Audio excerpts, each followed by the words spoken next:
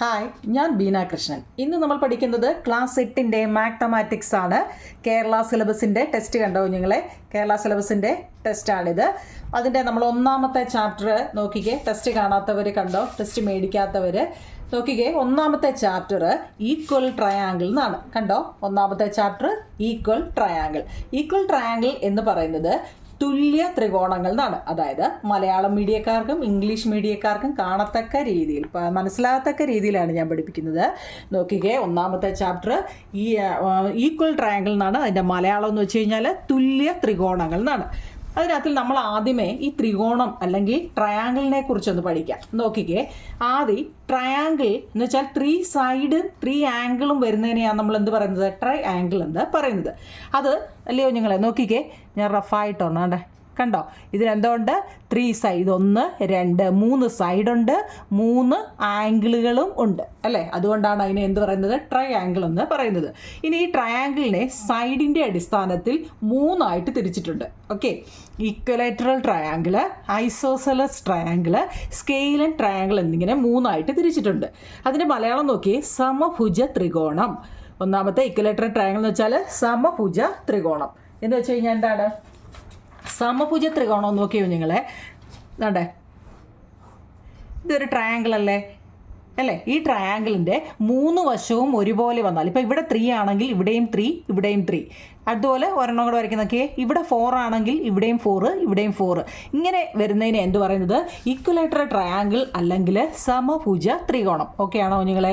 അടുത്ത നോക്കിയേ, isosceles triangle. Isosceles എന്ന് വെച്ചാൽ സമതല ത്രികോണം. അതായത് ഏതെങ്കിലും 2 സൈഡുകൾ മാത്രം ഒരേപോലെയാണ്. ഇപ്പോൾ ഇവിടെയും ഇവിടെ ഇപ്പോൾ 5 സെൻറ്റിമീറ്റർ ആണെങ്കിൽ ഇവിടെ 5 സെൻറ്റിമീറ്റർ, ഇവിടെ വേറെ ഏതെങ്കിലും, മനസ്സിലായോ? ഏതെങ്കിലും 2 സൈഡ്, ഒന്നുകിൽ ഇവിടെയോ ഇവിടെ ആവാം. 3 സൈഡിൽ ഏതെങ്കിലും 2 സൈഡുകൾ, ഇപ്പോൾ ഇവിടെ 6 ആണെങ്കിൽ ഇവിടെ 6 ആവാം, ഇവിടെ 8. മനസ്സിലായോ? ഈക്വലേറ്റർ എന്ന് വെച്ച് കഴിഞ്ഞാൽ എല്ലാ സൈഡും ഒരുപോലെ വരുന്നത്. ഐസോസെലസ് എന്ന് വെച്ച് കഴിഞ്ഞാൽ ഏതെങ്കിലും 2 സൈഡുകൾ ഒരുപോലെ വരുന്നതിനെയാണ് ഐസോസെലസ് ട്രയാങ്കിൾ അല്ലെങ്കിൽ സമതല ത്രികോണം എന്ന് പറയുന്നത്. അടുത്ത് നോക്കിയേ, സ്കെയിലൻ ട്രയാങ്കിൾ എന്ന് വെച്ചാൽ വിഷമ ത്രികോണം എന്ന് മലയാളത്തിൽ ചിലർ പറയും. പിന്നെ സ്കെയിലൻ ട്രയാങ്കിൾ എന്ന് വെച്ചാൽ 3 സൈഡും ഡിഫറൻ്റ് ആയിരിക്കും. നോക്കിക്കേ, ഇതിപ്പോൾ ഒരു ട്രയാങ്കിളാണ്. ട്രയാങ്കിളിൻ്റെ ഇവിടെ ഇപ്പം 6, ഇവിടെ 5, ഇവിടെ 7.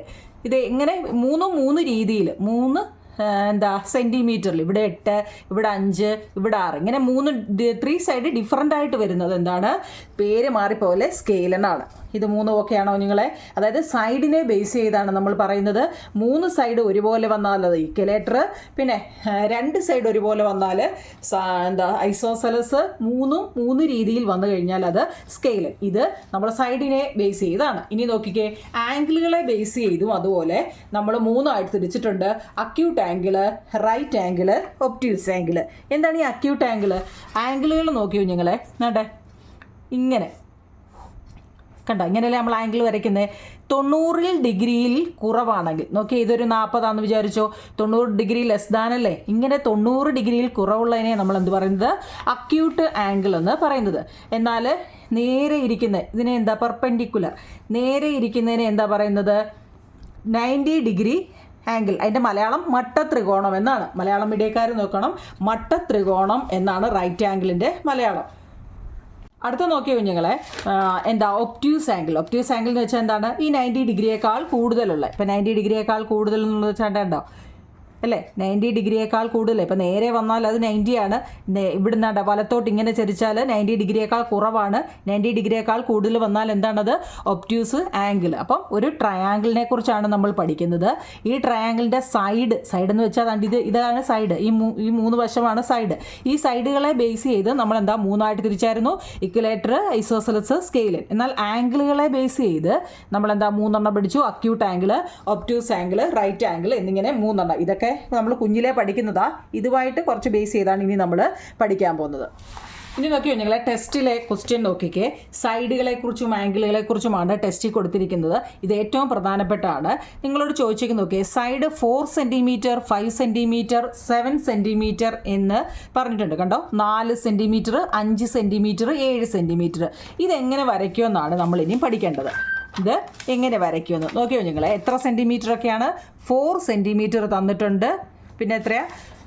5 സെൻറ്റിമീറ്റർ, 7 സെൻറ്റിമീറ്റർ. ഈ 3 എണ്ണം തന്നു കഴിഞ്ഞാൽ എങ്ങനെ വരയ്ക്കുമെന്നാണ്. നിങ്ങൾ ഇത് എങ്ങനെ വേണമെങ്കിലും വരയ്ക്കാം. ഒന്നുകിൽ താഴെ 4 വരയ്ക്കാം കേട്ടോ. നോക്കിക്കേ, പലരും പല രീതിയിലും വരയ്ക്കാം. അതായത് നോക്ക്, ഞാൻ ആദ്യം ഫസ്റ്റ് നോക്കിയാൽ 4 സെൻറ്റിമീറ്റർ നമ്മൾ സ്കെയിൽ എടുക്കുക. സ്കെയിലിൽ 4 സെൻറ്റിമീറ്റർ ആദ്യമേ എടുക്കുക. എന്താണ്? 4 സെൻറ്റിമീറ്റർ എടുക്കുക. 0 മുതലാണ് എടുക്കുന്നത്. 0 മുതൽ 4 സെൻറ്റിമീറ്റർ വരെ എടുക്കുക. കണ്ടല്ലോ. ഇനി നമ്മൾ ഇതിനൊരു പേര് നമുക്ക് കൊടുക്കാം. AB എന്നൊരു പേര് കൊടുക്കാം. അടുത്ത് നോക്കിയാൽ 5 സെൻറ്റിമീറ്റർ. ഇനി നമ്മൾ എങ്ങോട്ട് ഈ 5 വെച്ച് വരയ്ക്കും? വല്ല പിടുത്തമുണ്ടോ? അറിയാമോ? ഇല്ലല്ലോ. അതുകൊണ്ട് നമ്മൾ സ്കെയിലിൽ കോമ്പസ് വെച്ചിട്ട് 5 സെൻറ്റിമീറ്റർ കോമ്പസിൽ എടുക്കണേ. 5 സെൻറ്റിമീറ്റർ കോമ്പസിൽ കണ്ടോ. 5 സെൻറ്റിമീറ്റർ എടുത്തിട്ട് എന്താ ഈ എയിൽ വെച്ചിട്ട് ഒരു ആർക്ക് വരയ്ക്കണം. കണ്ടോ? ആർക്ക് എന്നാണ് അതിന് പറയുന്നത് കേട്ടോ. പിന്നെ അടുത്ത എത്ര? 7 സെൻറ്റിമീറ്റർ. 7 വെച്ച് കഴിഞ്ഞാൽ എന്താ? 0-യിൽ എല്ലാവരും 1-ൽ വെച്ച് കുത്തുന്നത് കാണാം. 1-ൽ കോമ്പസ് കുത്തല്ലേ, 0-യിൽ കുത്തണേ. എന്നിട്ട് 7-ൽ എടുത്തിട്ട് ഇത് ടീച്ചർ സ്കൂളിൽ പഠിപ്പിക്കും. എന്നാൽ നോക്കിക്കേ, കണ്ടോ? അപ്പോൾ ഇത് രണ്ടും കൂടെ ജോയിൻ ചെയ്യുന്ന ഒരു സ്ഥലമുണ്ട് കണ്ടോ. അവിടോട്ട് വേണം ഇത് നേരെ വരയ്ക്കാൻ. ഇത് എവിടെയാണോ ഇത് രണ്ടും കൂടെ കൂട്ടിമുട്ടുന്നത് ആ സ്ഥലത്തോട്ട് നേരെ വരയ്ക്കുക. മനസ്സിലായോ? അപ്പോൾ ഇനി നമുക്ക് പേരെഴുതാം. ഇത് നമ്മൾ എത്ര എടുത്തേ? 4 സെൻറ്റിമീറ്റർ. ഇങ്ങോട്ട് എത്ര എടുത്തേ? 5 സെൻറ്റിമീറ്റർ. ഇങ്ങോട്ട് എത്ര എടുത്തേ? 7 സെൻറ്റിമീറ്റർ. ഇനി ഇതിനെ തിരിച്ച് വേണമെങ്കിലും വരയ്ക്കാം. എങ്ങനെ വേണമെങ്കിലും. ഇപ്പോൾ താഴെ ഞാനൊരു 7 സെൻറ്റിമീറ്റർ വെച്ചെന്ന് വെച്ചോ. ഇത്ര താഴെ ഞാനൊരു 7 സെൻറ്റിമീറ്റർ വെച്ചു. കണ്ടോ? 7 സെൻറ്റിമീറ്റർ. ഇനി എന്താണ്? 7 സെൻറ്റിമീറ്റർ എടുത്തു. അടുത്ത ഞാനൊരു 5 സെൻറ്റിമീറ്റർ കോമ്പസിലെടുക്കാം. 5 സെൻറ്റിമീറ്റർ. കണ്ടോ? ആ 5 ഞാൻ എന്ത് ചെയ്യുക? കണ്ടേ, ഇവിടെ കുത്തി ഇങ്ങോട്ട് 5 ഇനി അടുത്ത എത്ര? 4. കോമ്പസിൽ തന്നെ 0-യിൽ വെച്ചിട്ട് വേണം. ഞാൻ ഇടയ്ക്കിടയ്ക്ക് എല്ലാവരോടും പറയാറുണ്ട്, ഓരോരുത്തരും 0-യിൽ വെച്ച് കുത്തുന്നത് കൊണ്ടാണ് ഞാൻ ഈ എടുത്ത് പറയുന്നത്. 4 കണ്ട, 0 to 4 അതാണ്ട് ഇവിടെ കുത്തിയിട്ട് കണ്ടോ. അതെ, രണ്ടും കൂടെ ജോയിൻ ചെയ്ത സ്ഥലം എന്ത് ചെയ്യണം? രണ്ടും കൂടി എവിടെയാണോ കൂട്ടിമുട്ടിയ സ്ഥലം കണ്ടോ, ഇവിടെ അല്ലേ, അവിടോട്ട് നേരെ അങ്ങ് വരച്ചാൽ മതി. ഈ ആർക്ക് മായ്ച്ചില്ലെങ്കിലും കുഴപ്പമില്ല, മായ്ച്ചാലും കുഴപ്പമില്ല കേട്ടോ. കണ്ടോ, ഇത് രണ്ടും കൂടെ കൂട്ടിമുട്ടുന്ന സ്ഥലം. അപ്പോൾ ഇവിടെ എത്രയൊക്കെ എടുത്തേ? ആദ്യം നമ്മൾ എത്ര എടുത്തേ? 7 സെൻറ്റിമീറ്റർ എടുത്തു. പിന്നെ ഇങ്ങോട്ട് 5 സെൻറ്റിമീറ്റർ എടുത്തു. ഇങ്ങോട്ട് 4 സെൻറ്റിമീറ്റർ എടുത്തു. ഇത് എങ്ങനെ വേണമെങ്കിലും നമുക്ക് വരയ്ക്കാം കേട്ടോ. അതിനെക്കുറിച്ച് കണ്ട് നിങ്ങളുടെ ടെസ്റ്റിനകത്തിൽ ചെയ്തിട്ടുണ്ട്, കാണുന്നുണ്ടോ? ഇത് നിങ്ങൾ സ്കെയിലും പെൻസിലും ഉപയോഗിച്ചിട്ട് തന്നെ വരയ്ക്കണം. ഓക്കെ, അടുത്ത നോക്കി കുഞ്ഞുങ്ങളെ, ഈ പാഠത്തിലെ ആദ്യത്തെ ജനറൽ പ്രിൻസിപ്പിളാണ്. ജനറൽ പ്രിൻസിപ്പിൾ എന്താണെന്ന് നോക്കിയേ. If the side of A triangles are equal to the side of another triangle, then the angle opposite to the equal side of these triangles are equal. English മീഡിയക്കാരെ കേട്ടോ, എന്താണ്? If the side of a triangles are equal to the side of the another triangle, then the angles opposite to the equal side of these triangles are equals. എന്ന് വെച്ച് കഴിഞ്ഞാൽ ഒരു ത്രികോണത്തിൻ്റെ വശങ്ങൾ മറ്റൊരു ത്രികോണത്തിൻ്റെ വശങ്ങൾക്ക് തുല്യമാണെങ്കിൽ ഈ ത്രികോണങ്ങളിലെ തുല്യമായ വശങ്ങൾക്കെതിരെയുള്ള കോണുകൾ തുല്യമാണ്. ഇത് ഒന്നാമത്തെ പ്രിൻസിപ്പിളാണ്. ഇത് നിങ്ങൾ പഠിക്കേണ്ടതാണ് കേട്ടോ. അതായത് ഒരു ത്രികോണത്തിൻ്റെ വശങ്ങൾ മറ്റൊരു ത്രികോണത്തിൻ്റെ വശങ്ങൾക്ക് തുല്യമാണെങ്കിൽ ത്രികോണങ്ങളിലെ തുല്യമായ വശങ്ങൾക്കെതിരെയുള്ള കോണുകളും തുല്യമാണെന്ന്. ഇത് പറഞ്ഞാൽ നിങ്ങൾക്ക് മനസ്സിലാവത്തില്ലായിരിക്കും. നമുക്ക് കണക്കിലോട്ട് കയറാം. നോക്കിക്കേ, ഒന്നാമത്തെ ചോദ്യം. ഇത് ടെസ്റ്റിലെ ക്വസ്റ്റ്യൻ ആണ് കേട്ടോ. അതായത് AB 3 centimetre, AC 5 centimetre and CB 6 centimetre. ടെസ്റ്റിലെ ക്വസ്റ്റ്യൻ കേട്ടോ. എന്നാണ് ഒന്നാമത്തെ. അതിനകത്തിലെ നോക്കിക്കേ, അടുത്ത അതുപോലെ അവർ തന്നിട്ടുണ്ട്. PQ 6 centimetre and PR 3 centimetre and RQ 5 centimetre. ഇത് നമ്മൾ പറഞ്ഞ പ്രിൻസിപ്പിൾ വെച്ചിട്ട് എങ്ങനെ ചെയ്യുമെന്നാണ്. ഇതിൽ ഒരു എളുപ്പ വഴിയുണ്ടോ നിങ്ങളെ? ഇതിനകത്തിലെ ഏറ്റവും വലിയ വശം ഏതാണ് ആദ്യം നോക്കുക. ഇവിടുത്തെ ആദ്യം നോക്കിയേ, വലിയ വശം ഏതാണ്? 6 സെൻറ്റിമീറ്റർ ആണ്. ആണല്ലോ. ഈ സൈഡിൻ്റെ ഓപ്പോസിറ്റ് ആംഗിള് ഈക്വൽ ആണെന്നാണ് പറഞ്ഞത്. ഈക്വൽ എന്നല്ല, ഒരേപോലെയാണ്. ഓക്കെ, സി ബി എന്ന് പറയുന്നതാണ് ഇവിടുത്തെ വലിയ വശം. ഇതിൻ്റെ ഓപ്പോസിറ്റ് ആരാണ്? ആംഗിൾ എ ആണ്. മനസ്സിലായോ? ആംഗിൾ എ ആണ്. അങ്ങനെയാണെങ്കിൽ അതേപോലെ ഇവിടെ ഏതാ വരുന്നതെന്ന്, ഇവിടുത്തെ വലിയ വശം ആരാണ്? പി ക്യു ആണല്ലോ. ഈ പി ക്യുവിൻ്റെ ഓപ്പോസിറ്റ് അപ്പോൾ ആരാണ്? ആംഗിൾ ആറാണ്. മനസ്സിലായോ? അപ്പോൾ ഒന്നാമത്തെ എന്താണ്? ആംഗിൾ എക്ക് ഈക്വലായിട്ട് ഇവിടെ ആരാണ്? ആംഗിൾ ആറാണ്. മനസ്സിലായോ നിങ്ങളെ? അടുത്ത് നോക്കി, അതിൻ്റെ തൊട്ട് താഴെ ഇപ്പോൾ 6 കഴിഞ്ഞാൽ അതിൻ്റെ തൊട്ട് താഴെ ആരാണ്? 5 ആണല്ലോ. 5 ആരാണ്? C A. പേരെല്ലാം നമുക്ക് നോക്കേണ്ടത് സെൻറ്റിമീറ്റർ നോക്കിയാൽ 5 സെൻറ്റിമീറ്റർ. അതിൻ്റെ ഓപ്പോസിറ്റ് ആരാണ് ഇവിടെ? ആംഗിൾ ബി ആണെന്ന് വെച്ചോ അല്ലേ? ബി ആണ്, ആംഗിൾ ബി ആണ്. അപ്പോൾ ഇവിടെ അതുപോലെ എന്താണ്? 5 സെൻറ്റിമീറ്ററിൻ്റെ ഓപ്പോസിറ്റ് ആരാണ്? അതായത് ഇവിടെ 5 സെൻറ്റിമീറ്ററിൻ്റെ ഓപ്പോസിറ്റ് ബി ആണ്. ബി ആണ്. ആ ബിയുടെ ഓപ്പോസിറ്റ്, അതായത് 5 സെൻറ്റിമീറ്ററിൻ്റെ ഓപ്പോസിറ്റ് ഇവിടെ ആരാണ്? പി ആണ്. മനസ്സിലായോ? ഇത് ഓർഡറിൽ എഴുതണമെന്നൊന്നുമില്ല, നിങ്ങൾക്ക് ഓപ്പോസിറ്റ് എഴുതാൻ വേണ്ടിയാണ് കേട്ടോ. നോക്കിക്കേ, അടുത്ത ഏറ്റവും ചെറുത് 3 ആണ്. അപ്പോൾ 3യുടെ ഓപ്പോസിറ്റ് ആരാണ്? ആംഗിൾ സി ആണ്. മനസ്സിലായോ? അപ്പോൾ ആംഗിൾ സി ആണ്. അപ്പോൾ സിയുടെ ഓപ്പോസിറ്റ് ഏറ്റവും ചെറുത് 3 ആണ്. ഈ 3ൻ്റെ ഓപ്പോസിറ്റ് ഇവിടെ ആരാണ്? ആംഗിൾ ക്യൂ ആണ്. ഇത്ര അറിഞ്ഞിരുന്നാൽ മതി. ഇതിനകത്തിലെ ആദ്യത്തെ പ്രിൻസിപ്പിളിൻ്റെ നമുക്ക് പറയാൻ പറ്റും. മനസ്സിലായോ?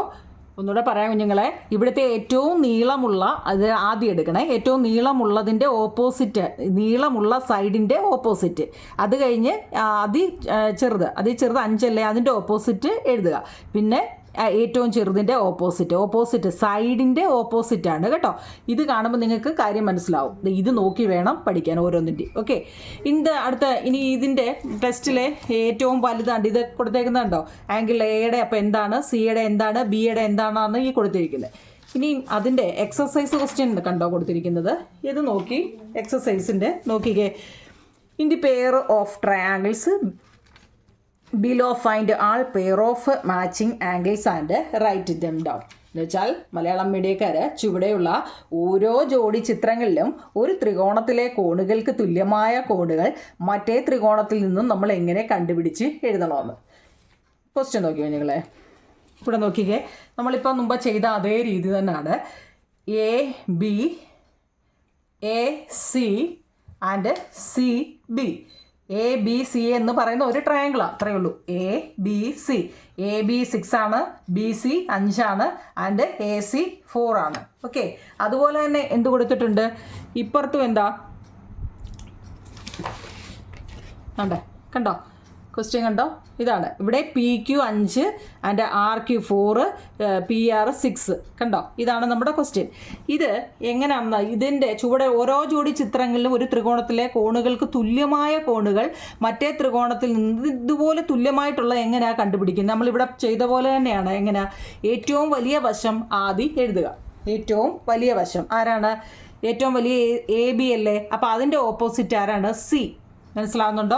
ഏറ്റവും വലിയ വശം അവിടെ അത്രയും അറിഞ്ഞാൽ മതി നിങ്ങൾ. എന്താണ് ഏറ്റവും വലിയ വശം? ആരാണ്? A B. അപ്പോൾ അതിൻ്റെ ഓപ്പോസിറ്റ് സി. അപ്പോൾ ആംഗിൾ സി ആദ്യമേ അത് എഴുതുക, ആംഗിൾ സി. അപ്പോൾ അതിൻ്റെ ഇപ്പുറത്തെ അതുപോലെ എഴുതുക. ഇവിടെ ഏറ്റവും വലുതാരാ? പി ആർ ആണ് അല്ലേ? അപ്പോൾ അതിൻ്റെ ഓപ്പോസിറ്റ് ആംഗിൾ ക്യൂ. മനസ്സിലാവുന്നുണ്ടോ നിങ്ങളെ? ഏറ്റവും വലിയ വശം ഏതാണെന്ന് നോക്കുക, ആ വശത്തിൻ്റെ ഓപ്പോസിറ്റ് ഉള്ള ആംഗിൾ ഏതാണെന്ന് എഴുതുക. ഇതിൻ്റെ ആംഗിൾ ആരാണ്? ആംഗിൾ സി ആണ്. അപ്പോൾ ഈ ആംഗിളിൻ്റെയോ ഈ ട്രയാങ്കിളിൻ്റെയോ നോക്കിക്കേ, പി ആർ എന്ന് പറയുന്നതിൻ്റെ അതല്ലേ ഏറ്റവും 6 സെൻറ്റിമീറ്റർ വലുത്, അതിൻ്റെ ഓപ്പോസിറ്റ് ആംഗിൾ ആരാണ്?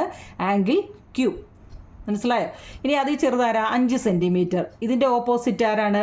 എ, ആംഗിൾ എ അല്ലേ? 5ൻ്റെ ആംഗിൾ എ. ആംഗിൾ എയുടെ ഏതാ? 5 സെൻറ്റിമീറ്ററിൻ്റെ ഓപ്പോസിറ്റ് ആംഗിൾ 6. ഇതിൻ്റെ ഓപ്പോസിറ്റ് അറിയാമല്ലോ, ഇതിൻ്റെ ഓപ്പോസിറ്റ് ആംഗിൾ 6. അപ്പോൾ അടുത്ത ഏതാ? ആംഗിൾ ബി അല്ലേ? ഏറ്റവും ചെറുത് ഏതാ? 4 സെൻറ്റിമീറ്റർ. അതിൻ്റെ ഓപ്പോസിറ്റ് ആംഗിൾ ബി അല്ലേ? ആംഗിൾ ബി ഏതാ ഏറ്റവും ചെറുത്? ഇതിൻ്റെ ഓപ്പോസിറ്റ് ആംഗിൾ പി. മനസ്സിലാവുന്നുണ്ടോ? ആദ്യം ഏറ്റവും വലുത് ഏതാന്ന് വെച്ചാൽ എഴുതുക, അതിൻ്റെ ഓപ്പോസിറ്റ് സൈഡിൻ്റെ ഓപ്പോസിറ്റ് ആംഗിൾ, സൈഡിൻ്റെ ഓപ്പോസിറ്റ് ആംഗിൾ അതിൽ ചെറുത് അതിൻ്റെ. മനസ്സിലാവുന്നുണ്ടോ? Opposite angle. പിന്നെ അപ്പോൾ ഇത് തന്നെയാണ്. ഇനി ഇതിൻ്റെ ആംഗിൾ എഴുതാൻ മാത്രമേ നിങ്ങൾക്ക് ചോദിച്ചിട്ടുള്ളൂ. അടുത്ത് നോക്കിയോ നിങ്ങളെ, ഇതെല്ലാം എക്സസൈസ് ക്വസ്റ്റ്യൻ ആട്ടോ. നമ്മുടെ ടെസ്റ്റിലെ കണ്ടോ ഈ കണക്കാണിത്. നോക്കിയേ, ഇതിലെ ഏറ്റവും വലിയ ഇപ്പം ഇങ്ങനൊരു 2 എണ്ണം തരുമ്പോൾ ഏറ്റവും വലുത് ഏതാണെന്ന് നോക്കുക. ഏറ്റവും വലുതെന്ന് വെച്ചാൽ ഏറ്റവും വലിയ സൈഡ്, ഇവിടെ ഏറ്റവും വലിയ സൈഡ് 10 സെൻറ്റിമീറ്റർ ആണ്. ആ സെൻറ്റിമീറ്ററിൻ്റെ ഓപ്പോസിറ്റാണ് അതിൻ്റെ ആംഗിൾ. കണ്ടോ, ആംഗിൾ ഏതാണ്? Angle L. അപ്പോൾ ഈ പടത്തിൻ്റെ ഏറ്റവും വലുതാരാ? 10 സെൻറ്റിമീറ്ററിൻ്റെ ഓപ്പോസിറ്റ് ആരാണ്? Angle Y. മനസ്സിലാവുന്നുണ്ടോ? 10 കഴിഞ്ഞാൽ പിന്നെ അടുത്ത ഏതാ? 8 സെൻറ്റിമീറ്റർ. ഇതാണ് അതിൻ്റെ ഓപ്പോസിറ്റ് ആരാണ്? ആംഗിൾ എൻ അല്ലേ? Angle N. ഇവിടെ 8ൻ്റെ ഓപ്പോസിറ്റ് ആരാണ്? Angle X. മനസ്സിലാവുന്നുണ്ടോ? ഇവിടെ അതിൽ ചെറുത് 4 സെൻറ്റിമീറ്റർ. ഈ 4 സെൻറ്റിമീറ്ററിൻ്റെ ഓപ്പോസിറ്റ് ആരാണ്? Angle M. ഇവിടെ 4 സെൻറ്റിമീറ്ററിൻ്റെ ഓപ്പോസിറ്റ് ആരാണ്? Angle Z. മനസ്സിലാവുന്നുണ്ടോ? നല്ലപോലെ മനസ്സിലാക്കണേ കുഞ്ഞുങ്ങളെ. ഇതാണ്ട് ഇവിടെ എഴുതി വെച്ചിട്ടുണ്ട്, അത് നോക്കണം. അതായത് ഏറ്റവും വലിയ സൈഡ് ഏതാന്ന് വെച്ചാൽ അതിൻ്റെ ഓപ്പോസിറ്റ് ആരാന്ന് വെച്ച് കഴിഞ്ഞാൽ അതായത് ആ സൈഡിൻ്റെ ഓപ്പോസിറ്റാണ് ആംഗിള്. അതിൻ്റെ തൊട്ട് താഴെ 10 കഴിഞ്ഞാൽ 8, ആ 8 സെൻറ്റിമീറ്ററിൻ്റെ ഓപ്പോസിറ്റ് കേട്ടോ. അങ്ങനെ എഴുതുന്നതാണ് എന്താ ഇത് ട്രയാങ്കിൾ. ഓക്കെ, ഇതിൻ്റെ ട്രയാങ്കിൾസ് ബിലോ. ഇവിടെ നോക്കിക്കേ, എ ബിക്ക് ഈക്വൽ ആണ് ക്യു ആർ. അതായത് ഇവിടെ പി ക്യു ആർ എന്ന് പറയുന്ന ഒരു ട്രയാങ്കിളും കൊടുത്തിട്ടുണ്ട്, എ ബി സി എന്ന് പറയുന്ന ഒരു ട്രയാങ്കിളും കൊടുത്തിട്ടുണ്ട്. എ ബി സിക്ക് 2 വശം തന്നിട്ടുണ്ട്, പക്ഷേ പി ക്യു ആറിന് 2 വശമല്ല 2 ആംഗിൾസ് ഡിഗ്രി തന്നിട്ടുണ്ട്. പക്ഷേ ഇവിടെ എന്താണ്? പി ക്യു ആറിൽ ഇതൊന്നും തന്നിട്ടില്ല. അപ്പോൾ നമുക്ക് ഇത്ര ഓർക്കണം, ഒരു ട്രയാങ്കിളിൻ്റെ മെഷർ എപ്പോഴും 180 ആയിരിക്കും. ഒരു ത്രികോണത്തിൻ്റെ അളവ് എപ്പോഴും 180 ഡിഗ്രി ആയിരിക്കണം കേട്ടോ. അതെപ്പോഴും ഓർത്തോണം. അപ്പം നമുക്ക് ചിന്തിക്കാവില്ല, എന്താ 180 ആണെങ്കിൽ ഇവിടെ 2 അളവ് തന്നിട്ടുണ്ട് അല്ലേ? എത്ര? 40ഉം 60ഉം നമുക്ക് തന്നിട്ടുണ്ട്. അതായത് എയും ബിയും സിയും കൂടി കൂട്ടുമ്പോൾ നമുക്ക് എത്ര കിട്ടണമെന്നാണ് പറഞ്ഞത്? 180 കിട്ടണം. എയും ബിയും സിയുടെ കൂട്ടുമ്പോൾ 180 കിട്ടണം. അപ്പോൾ എ നമുക്ക് തന്നിട്ടുണ്ട്, ബി നമുക്ക് തന്നിട്ടുണ്ട്, സി നമുക്ക് തന്നിട്ടില്ല. പക്ഷേ ഇത് 3 കൂടെ കൂട്ടുമ്പോൾ എത്ര വരണം? 180 വരണം. അപ്പം 40ഉം 60ഉം കൂടെ 100 കണ്ടോ? ഇങ്ങനെ ചെയ്യാൻ അറിയാമല്ലോ. 100 degree plus angle C is equal to 180 degree. അപ്പോൾ നമ്മളിനി കിട്ടാനുള്ള ആംഗിൾ ആരാണ്? Angle C is equal to. എപ്പോഴും ഈക്വൽ കഴിഞ്ഞുള്ളത് എഴുതിയിട്ടിട്ടേ എഴുതാവും കേട്ടോ. ചിലർ ഈ 100 നിന്നൊക്കെ കുറയ്ക്കുന്നവരുണ്ട്. എനിക്ക് അറിയാവുന്നതുകൊണ്ടാണ് എടുത്തെടുത്ത് പറയുന്നത്. ഈക്വൽ കഴിഞ്ഞുള്ളത് എഴുതിയിട്ടേ എന്ത് ചെയ്തു? ഈ 100 ഈക്വലിന് ഇപ്പുറത്ത് വരുമ്പോൾ എന്താണ്? -100 ആവും. 100 നിന്ന് 180 100 പോയാൽ ആൻസർ 80. അപ്പോൾ ഇവിടെ എത്ര വരും കുഞ്ഞുങ്ങളെ? 80 ഡിഗ്രി വരും. ഇവിടെ എത്ര ആണെന്ന് കണ്ടുപിടിക്കാനാണ്. അതുപോലെ തന്നെ ഈ പി ക്യു ആറിൻ്റെയും നിങ്ങൾ കണ്ടുപിടിക്കുക. പക്ഷേ അവർ അതിൻ്റെ ഹിൻഡ് തന്നിട്ടുണ്ട്, എന്താ? എ ബിക്ക് ഈക്വൽ ആണ് ക്യു ആർ എന്ന്. എ ബിക്ക് ഈക്വൽ ആണ് ക്യു ആർ. ക്യു ആർ എത്ര? അപ്പോൾ ക്യു എത്ര ആയിരിക്കും കുഞ്ഞുങ്ങളെ? 40 ആയിരിക്കത്തില്ലയോ? ആർ എത്ര? 60 ആയിരിക്കത്തില്ലയോ? അപ്പോൾ ഇതെന്തായിരിക്കും? 80 ആയിരിക്കും അല്ലേ? ഇതൊക്കെ നമുക്ക് നോർമലി നോക്കിയാൽ മനസ്സിലാവുന്ന കാര്യങ്ങളേ ഉള്ളൂ. എന്നാലും നിങ്ങൾ ചെയ്ത് തന്നെ നോക്കണം കേട്ടോ. എന്ന് വെച്ചാൽ ഓരോന്നിൻ്റെയും ഇതുപോലെ നോക്കിയിട്ട് ചെയ്യണം. എ ബിക്ക് ഈക്വലാണ് ക്യു ആർ എന്ന് പറയുന്നു, ബി സിക്ക് ഈക്വലാണ് ആർ പി എന്ന് പറയുന്നു, അതുപോലെ തന്നെ സി എക്ക് ഈക്വലാണ് പി ക്യു എന്നും പറയുന്നുണ്ട്. മനസ്സിലാവുന്നുണ്ടോ? ഇതുപോലെ തന്നെ നോക്കി മനസ്സിലാക്കി പഠിക്കണം. ഓക്കെ, അടുത്ത ഇതിൻ്റെ ബാക്കിയായിട്ട് നമുക്ക് അടുത്ത ലിങ്കിലിടാം. ഇത് ഇത്രയും മനസ്സിലായെങ്കിൽ നിങ്ങൾ ആ കമൻറ്റ് ബോക്സിൽ മനസ്സിലായെന്നൊന്ന് പറയണേ നിങ്ങളെ. ഓക്കെ, സബ്സ്ക്രൈബ് ചെയ്യാനുള്ളവർ ഒന്ന് സബ്സ്ക്രൈബ് കൂടെ ചെയ്തേക്കണം. Okay, thank you.